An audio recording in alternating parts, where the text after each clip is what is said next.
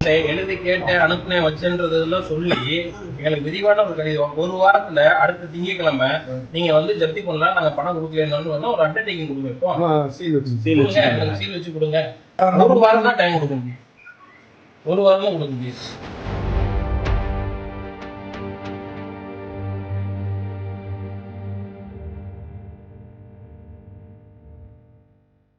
Sir, என்னோட கட்சிக்காரங்கள் பேர் ராஜேந்திரன், ஜெகதீசன், ராஜேந்திரன், கார்த்திகேயன் அப்படின்ற ஒரே குடும்பத்தை சேர்ந்தவங்க பெருங்குடியில் இடம் வச்சுருந்தாங்க.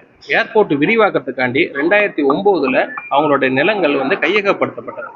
கையகப்படுத்துறதுக்கு எதிராக நாங்கள் வந்து இழப்பீடு தொகை பத்தாது அப்படின்னு சொல்லிட்டு மேல்முறையீடு கோரி வந்து இங்கே மனு தாக்கல் செஞ்சுருக்கோம். எங்களோட மனுவை வந்து பரிசீலனை பண்ணிட்டு எங்களோட ஆவணத்தின் அடிப்படையில் நீதிமன்றத்துக்கு அவங்க ரெஃபர் பண்ணி எல்ஓபி ஓப்பன் பண்ணாங்க. 175, 176, 177 எல்ஓபி 2021 தொடங்கப்பட்டுச்சு மாவட்ட நீதிமன்றத்தில் 3வது அடிஷ்னல் சப்ஜட்ஜ் கோர்ட்டில். அதில் ஒரு இறுதி உத்தரவு பிறப்பிச்சாங்க.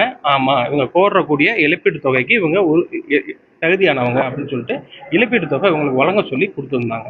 அந்த இழப்பீட்டு தொகை வழங்க சொல்லி கொடுத்தது உத்தரவு 2022 30/11/2022 அன்னைக்கு உத்தரவாச்சு. 22 அன்னைக்கு. இன்னைக்கு நம்ம 2 வருஷம் கழிச்சிருக்கோம். அதனால நாங்கள் திருப்பியும் பல முறையிட்ட இங்கேயும் வந்து சொல்லி அந்த உத்தரவை வந்து கன்சிடர் பண்ணுங்கன்னு சொன்னதுக்கு யாரும் வந்து சரியான முறையான பதில் தராதனால என்னோட கட்சிக்காரங்களோட அறிவுறுத்தலின் பேரில் நாங்கள் நீதிமன்றத்தில் நிறைவேற்றுதல் மனு ஒன்று போட்டிருந்தோம். EP 15/16/17 2024. அந்த மனுலையும் எங்களுக்கு 4/9/2024 அன்னைக்கு ஒரு இறுதி தீர்ப்பு பிறப்பிச்சு, இல்லை அவங்க கேட்குற வந்து தொகையை வந்து அவங்களுக்கு கொடுக்கறதுக்கு உண்டான எல்லா நடவடிக்கையும் எடுக்கணும்னு சொல்லி ஆர்டர் ஆச்சு. நேரடியாக இந்த நீதிமன்றத்துக்கு இதே அலுவலகத்துக்கு முன்னாடி வந்து இந்த மாதிரி ஆர்டர் ஆயிருக்கு, 4/9 அன்னைக்கு ஜப்தி நடவடிக்கை ஆயிருக்கு, நீங்கள் அதுக்குள்ளே பணத்தை கட்டுங்கன்னு நாங்கள் சொல்லியிருந்தோம். அன்னைக்கு அவங்க வந்து இல்லை நீங்கள் போலீஸ் பந்தோபஸ்தோடு வந்தால் தான் நாங்கள் வந்து அனுமதிப்போம்னு சொன்னதுனால நாங்கள் திருப்பி போய் போலீஸ் பந்தோபஸ்துக்கு மனு போட்டு இன்னைக்கு போலீஸ் பாதுகாப்போட அமினா சாரோட வந்து இன்னைக்கு 7/11/2025 ஆர்டரை நிறைவேற்றுறதுக்காண்டி இன்னைக்கு ஜப்தி நடவடிக்கை நிறைவேற்றுறதுக்காண்டி இன்னைக்கு வந்திருக்கோம். இன்னைக்கும் அவங்க பணம் கட்டுறதுக்கு பல காரணங்களை சொல்றாங்க வழிய, ஆனா பணம் கட்டலை, பணம் கட்டுறதுக்கு உண்டான ஆதாரங்களை காட்டலை, எங்களுக்கு வீண் அலக்கலப்பு செஞ்சுட்டு வர்றாங்க. இழப்பீட்டு தொகை எவ்வளவு? அந்த இழப்பீடு என்னோட 3 கட்சிக்காரங்களுக்கும் மொத்தமா சேர்த்து அவங்களுக்கு அவங்களோட எடுத்துக்கிட்ட இடம் வந்து 2009 கையகப்படுத்த இடம் வந்து 17 ஏக்கர் 12 சென்ட்.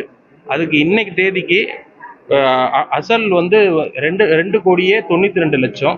அதோட வட்டி விகிதத்தோட சேர்த்து 3,25,00,000 வருது.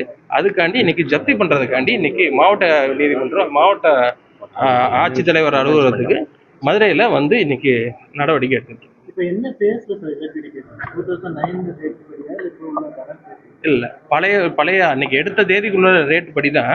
அதனாலதான் அதான் விவாதம் பண்ணியிருக்காங்க. எல்இஓபியில விவாதம் பண்ணிட்டு அதுல ஒரு தீர்ப்பு பிறப்பிச்சிருக்காங்க. நாங்க கேட்கக்கூடிய இழப்பீட்டு தொகை வந்து முறையானது, இந்த ஆவணத்தின் அடிப்படையில கொடுக்கத்தக்கது தான் அப்படின்னு சொல்லி எங்களுக்கு ஆர்டர் ஆயிருக்கு.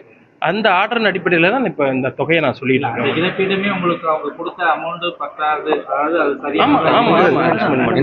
அதான் முதல்ல நான் என்ன சொன்னேன்னா, முதல்ல வந்து இழப்பீட்டு தொகை ஒன்று அறிவிச்சிருப்பாங்க. அந்த அறிவித்துறை எங்களுக்கு பத்தாதுன்னு சொல்லிட்டு இந்த அலுவலகத்துக்கு நாங்க மனு செய்வோம். அந்த மனுவின் அடிப்படையில எல்இஓபி ஓபன் பண்ணி நீங்க அந்த இதோட என்ஹான்ஸ்மெண்ட் அமௌண்ட் கேட்டு நீங்க முறையீட்டு செய்யலாம் அப்படின்னு சொல்லிட்டு இவங்க ஒரு பரிந்துரை பண்ணுவாங்க. அந்த பரிந்துரையின் அடிப்படையில தான் 2021 துறந்த வழக்குல எனக்கு இறுதி தீர்ப்பு பிறப்பிக்கப்பட்டுச்சு 2022. அந்த தொகை எனக்கு செலுத்தப்படலை. 2,92,00,000 3 கட்சிக்காரங்களுக்கு சேர்த்து 17 ஏக்கர் 12 சென்ட்டுக்கு கொடுக்கல. அப்படின்றதுனாலதான் நாங்க இந்த இபி நடவடிக்கைக்கு போயிருந்தோம். 2009 நிலம் எடுக்கப்பட்டிருக்கு. தீர்ப்பு 2022 ஆயிடுச்சு. இன்னைக்கு 22 தீர்ப்பானபடியும் பார்த்தாலும் இவ்வளவு நாள் ஆச்சு. ஆனா எனது கட்சிக்காரர் வந்து 2009 அலக்களிக்கப்பட்டு வராரு இந்த தொகை கொடுக்காம. செய்திகளை உடனுக்குடன் தெரிந்து கொள்ள கீழ்கண்ட கேபிள் மற்றும் டிடிஹெச் நெட்வொர்க்குகளில் எம்நாடு செய்தி தொலைக்காட்சியை காணுங்கள். பாதகம் செய்பவரை கண்டால் நாம் பயம் கொள்ளலாகாது பாப்பா. மோதி மிதித்து விடு பாப்பா, அவர் முகத்தில் உமிழ்ந்து விடு பாப்பா. அண்மை செய்திகளை உடனுக்குடன் தெரிந்து கொள்ள இணைந்திருங்கள் எம்நாடு தொலைக்காட்சியுடன்.